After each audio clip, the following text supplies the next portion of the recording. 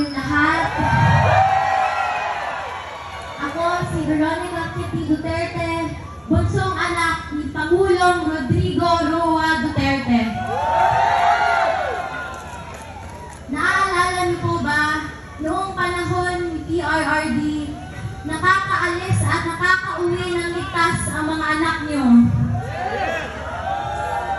Ibalik natin ang ganoong pamamahala sa bansa.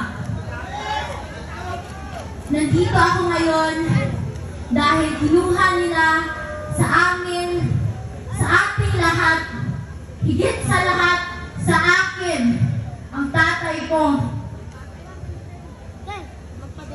Noong March 11, 2025, nasaksihan ko ang pagkidnap at pag-abuso nila sa tatay ko. Imbes na krimen, korupsyon at kahirapan ang pagtuunan ng pansin ng pamahalaang ito, inuuna nila ang pagsira sa pamilya ko at sa lahat ng aliado nito. Pumili tayo ng matino at matapat sa paglilingkod kasi kung hindi, kawawa tayong lahat at ang mga susunod na henerasyon. Mahalagang magkaisa tayo sa araw ng eleksyon, May 12, 2025. Suportahan natin ang PDP laban sa electoral slate o mas kinikilalang Duterte.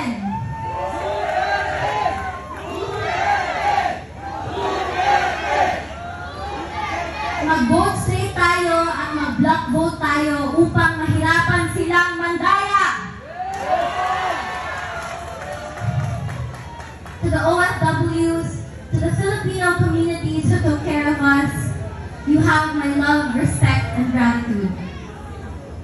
Sa katauhan na nagpakita o walay undang ang paghigugma o pagsuporta, daghang salamat kay wa ninyo biyahe. Kamo ang nagapakusog sa amo tanan. May aabot ako na personal na mensahe ng tatay ko sa bawat Pilipino.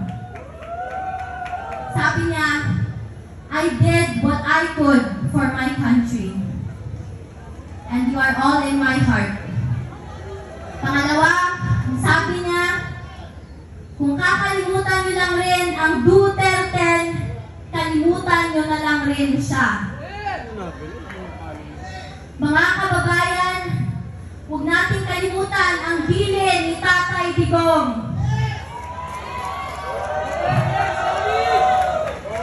Sa mga kabataan, hinihikayat ko kayong magbantay sa mga boto dahil dito nakasalalay ang kinapag